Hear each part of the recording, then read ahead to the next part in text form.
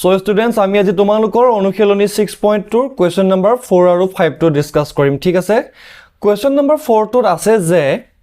চিত্ৰ 6.19 ত DE parallel to AC দিয়া আছে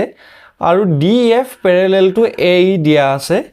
প্ৰমাণ কৰা যে BF by FE equal to BE by EC ঠিক আছে এটো চিত্ৰত আমি প্ৰমাণ কৰিব লাগে তোমালোকে কি কৰিবা ধুনিয়াকে সমাধান লিখিবা তাৰপিছত লিখিবা দিয়া আছে জি দিয়া আছে লিখি লবা আমাক কি দিয়া আছিল DE parallel to AC আৰু DF parallel to AE বুলি আমাক দিয়া আছিল এটা আমি প্ৰমাণ কৰিব কি লাগে হেতু লিখি লবা কি আমি প্ৰমাণ কৰিব লাগে BF by FE equal to BE by EC ধুনিয়াকে দিয়া আছে আৰু প্ৰমাণ কৰিব লাগে তো লিখি লবা তাৰপিছত তোমালোকে লিখিবা প্ৰমাণ ঠিক আছে ওকে এতিয়া চোৱা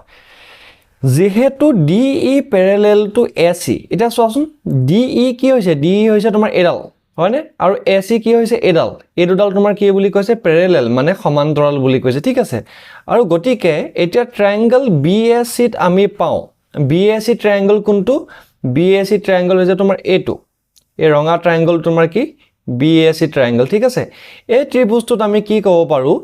BD divided by DA BD মানে কি এটো side A BD divided by তোমার কি হবো DA equal to BE by EC এটা BE কোনটো হবো BE হবো তোমার এটো side BE divided by EC হইছে আৰু আমি কি লিখিম থেলছৰ উপপাদ্য ঠিক আছে আৰু ইয়াক দিবা তুমি ইকুৱেশ্যন নম্বৰ 1 হল ওকে নেক্সট আকো সোৱা আকো তোমাৰ কি দিয়া আছে DF parallel to AE বুলি দিয়া আছে আমি খিনি মুছি লৈছো তোমাৰ কি দিয়া আছে DF parallel to AE okay এতিয়া তুমি ইয়াত সোৱা DF কুণ্ডল সোৱা DF হৈছে এডাল আৰু DF parallel to কি বুলি দিয়া আছে তোমাৰ DF parallel to AE AE লগত DF ডাল parallel গতিকে তোমাৰ কি হ'ব থেলছৰ উপপাদ্য মতে ট্ৰায়াঙ্গল BAE ত আমি কি পাম BD divided by DA BD হৈছে তোমাৰ এটো BD divided by DA equal to BF divided by FE BF হৈছে তোমাৰ এটো আৰু divided by FE ঠিক হৈছে ওকে এতিয়া এটো দিয়া সমীকৰণ 2 হয়নে এটো হল সমীকৰণ 1 এটো হল সমীকৰণ 2 এতিয়া তুমি ইয়াত এটা বস্তু চোৱা এই সমীকৰণ 2 আৰু 1 ৰ মাজত সমীকৰণ 2 আৰু 1 ৰ মাজত কিবা তোমালোকে সিমিলাৰ দেখিছা নেকি কিবা একে আছে নেকি চোৱা equation 1 to BD by DA আছিল আৰু তোমাৰ ইকুৱেশ্যন 2 টো কি আছিল BD by DA আছে গটিকে আমি কি ক'ব পাৰো যেহেতু এই দুইটা সমান গটিকে কি BE by EC আৰু BF by FE দুইটাকো আমি সমান বুলি ক'ব পাৰো হেতুকে আমি কি লিখিছো সমীকৰণ 1 আৰু 2 পৰা আমি পাও যে BF by FE equal to BE by EC হল এতিয়া চোৱা এতিয়া তোমাৰ কি হ'ব আমাক প্ৰমাণ কৰিব কি দিছিলে BF by FE equal to BE by EC আৰু হেতুকে আমি কি কৰিলো প্ৰমাণ কৰিলো বাস হৈ গল ঠিক আছে এটা তোমালোকে কোৱেশ্চন নম্বৰ 5 টো মন দিয়া কোৱেশ্চন নম্বৰ 5 টোত কৈছে যে 6 চিত্ৰ 6.20 ত কি দিয়া আছে DE parallel to OQ বুলি দিয়া আছে আৰু DF parallel to OR দিয়া আছে দেখুৱা যে EF parallel to QR ঠিক আছে ধুনিয়াকে যি কেটা দিয়া আছে হেকেটা লিখি লবা তাৰপিছত লিখিবা আমি দেখুৱাব কি লাগে আমি দেখুৱাব লাগে EF parallel to QR বুলি তাৰপিছত আমি কি লিখিম প্ৰমাণ লিখিম ঠিক আছে ওকে প্ৰমাণত চোৱা যেহেতু DE parallel to OQ এটা চোৱা DE কোনডাল DE হৈছে তোমাৰ এডাল হয়নে DE কাৰ লগত parallel তোমাৰ OQ লগত parallel ওকে এতিয়া আমি হেতুৱে লিখিম যে ট্ৰায়াঙ্গল PQO PQO মানে কোনটো ট্ৰায়াঙ্গল তোমাৰ এইটো ট্ৰায়াঙ্গল ঠিক আছে এইটো ট্ৰায়াঙ্গল PQO এইটো ট্ৰায়াঙ্গল এই ট্ৰায়াঙ্গলটোত আমি কি পাম PE divided by EQ এটা PE কোনডাল হ'ব PE হ'ব এটো divided by EQ এটো হ'ব equal to PD by DO PD হ'ব এটো পোৰশন আৰু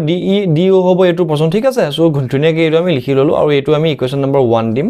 কি লিখিম ইফালে থেলছৰ উপপাদ্য এতিয়া আকৌ চোৱা আকৌ তুমি এবাৰ চিত্ৰটো চোৱা নেক্সট টাইম চিত্ৰত কি দিয়া আছে আকৌ তোমাৰ দিয়া আছে যে DF parallel to OR DF মানে কি এডাল DF parallel to কি বুলি কৈছে তোমাৰ OR বুলি দিয়া আছে এই দুডাল parallel এতিয়া কি লিখিম আমি ট্ৰায়াঙ্গল POR ট্ৰায়াঙ্গল POA ৰঙা ট্ৰায়াঙ্গলটো চোৱা ট্ৰায়াঙ্গল POR এই ৰঙা ট্ৰায়াঙ্গলটোত কি হ'ব PD by DO equal to PF by FR PD কোনটো আছিল তোমাৰ PD by DO তে PD আছিল আমাৰ এইটো portion আৰু DO আছিল এইটো হয়নে PD by DO equal to কি কৈছে তোমাৰ PF by FR ঠিক আছে ধুনীয়াকৈ লিখি ললা ওকে এতিয়া চোৱা সমীকৰণ 1 আৰু 2 পৰা আমি পাওঁ কি পাওঁ তোমালোকে এটা মন কৰাচোন সমীকৰণ 1 আৰু 2 টো ভালকে মন কৰা সমীকৰণ 1 আৰু 2 টো ভালকে মন কৰা এটো হৈছে তোমাৰ সমীকৰণ 2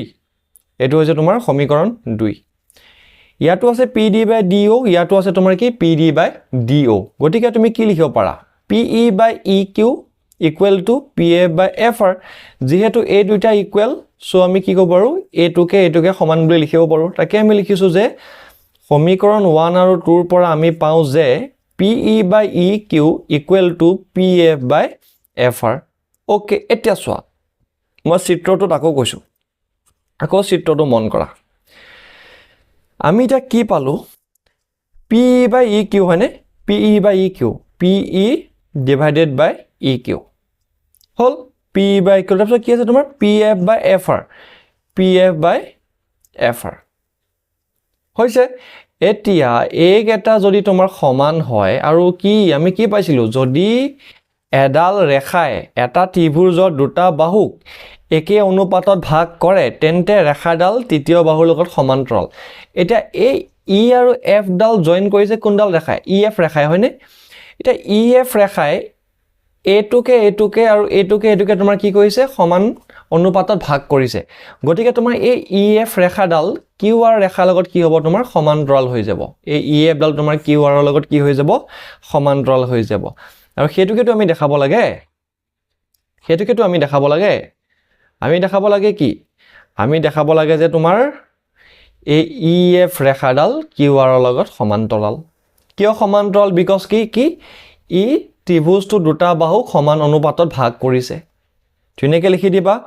সোৱা লিখাখিনি এবাৰ মন কৰা তোমালোকে সোৱা পৰীক্ষাত কেনেকৈ লিখিব লাগে সেইটো এটা ইম্পৰ্টেন্ট হয় হা তুমি অংকটো সলভ কৰিব পাৰিছা ঠিকই আছে যদি কিন্তু তুমি সলভ কৰিব নোৱাৰা তেতিয়া তোমাৰ প্ৰবলেম ক্ৰিয়েট কৰিব আৰু লিখিব নোৱাৰিলেতো বেছি প্ৰবলেম ক্ৰিয়েট কৰিব সোৱা